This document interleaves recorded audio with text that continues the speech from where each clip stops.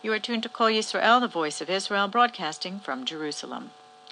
The Jerusalem Institute for Market Studies, together with the Washington-based National Center for Public Policy Research, was holding a day-long session yesterday to encourage a reevaluation of government interference in health policies. Jeff Stier serves as the head of the Risk Analysis Division at the Center for Public Policy Research.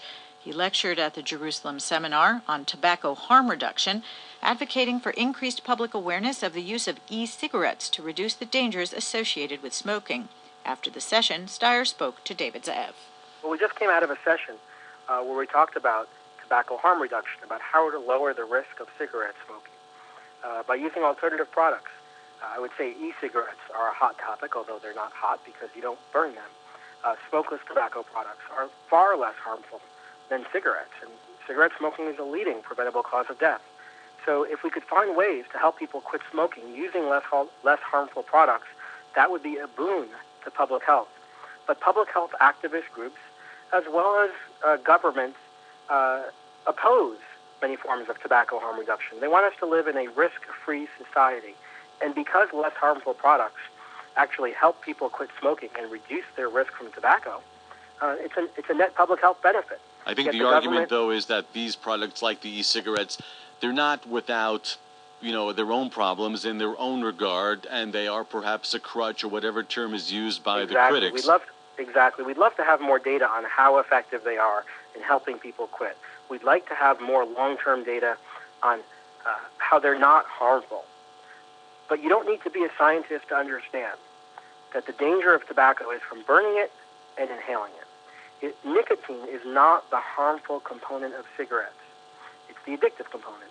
If we can provide nicotine, the addictive component, in a less harmful way, we would be benefiting the public. Yet the Ministry of Health in Israel has put out warnings about nicotine, about e-cigarettes, based on fear, based on a misunderstanding of the science, and without fully appreciating that by not giving people a choice of lower-risk products, people will continue to smoke. You're also and that's the number one problem. Yeah, you're also opposed, Jeff, to the increasing of taxes on cigarette products? Well, when we tax products, look, I don't think sin taxes are a good idea. But if we are going to have sin taxes, there are states in the United States that are trying to equalize the tax of cigarettes and less harmful smokeless tobacco products.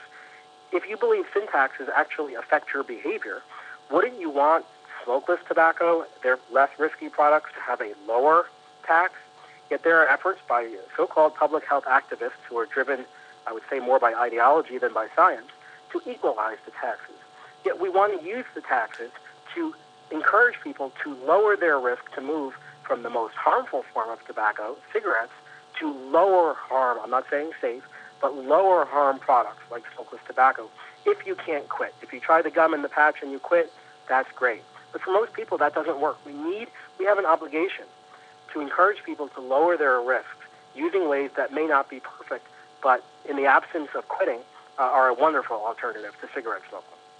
Jeff Stier serves as the head of the Risk Analysis Division at the U.S. National Center for Public Policy Research.